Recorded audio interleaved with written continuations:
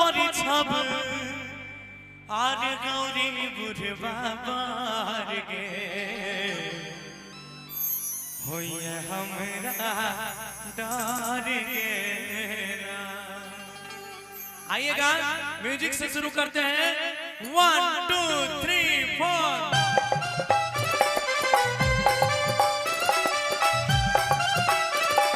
क्या बात है, एगो ताली हो जा जोरदार।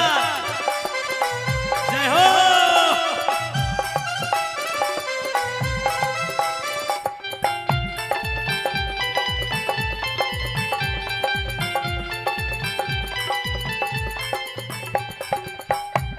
के बहिना कोना कपरी छब गौरी बुढ़वा गे होइए हमरा डर गे के बहिना।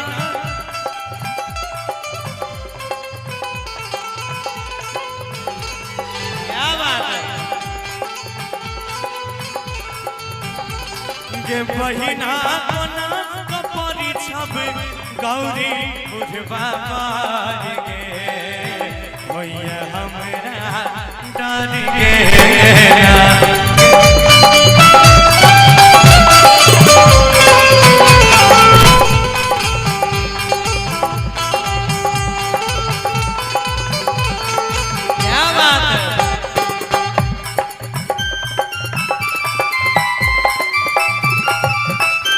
बोल दो शंकर भगवान की। क्या बात है।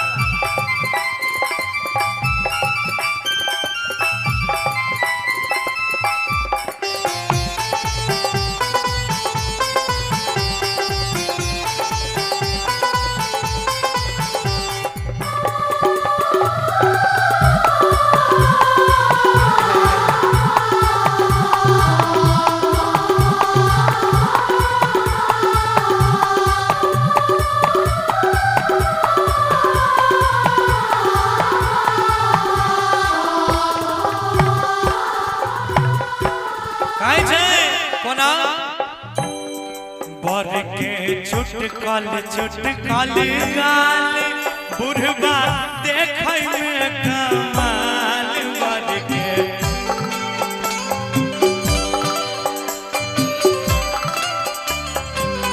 की भले शंकर भगवान बूढ़ छै हुनकर चुटकल चुटकल गाल।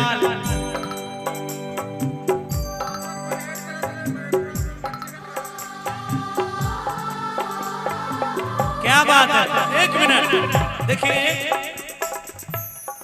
एक पुरस्कार आया है मोहम्मद मुजाहिर जी, इनके तरफ से 101 रुपए का पुरस्कार आया है। ये आप पुरस्कार नहीं दिए हैं, एक सम्मान आप दिए हैं कि कहावत हमें याद आ गई कि ना हिंदू बुरा है ना मुसलमान बुरा है, ना हिंदू बुरा है ना मुसलमान बुरा है, जो वक्त के लिए खड़ा ना हो वो इंसान बुरा है। आज शंकर भगवान के गीत पे लोग कहते हैं कि एक दूसरे से विवाद रखना चाहिए। माननीय हमारे मुजाहिर भाई ने शंकर भगवान के गीत पे हमें पुरस्कार दिया, दिल से धन्यवाद है ऐसे लोगों के लिए जो अपनी सीमा को बनाए रखते। एक बार जोरदार ताली हो जाए। काहे छे कि बर के चुटकल चुटकल गाल बुढ़वा देखै में कमाल बर के।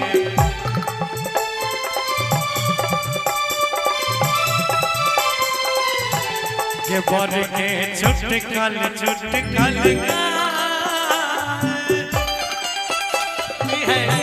कि बुढ़वा देखै में कमाल बर के।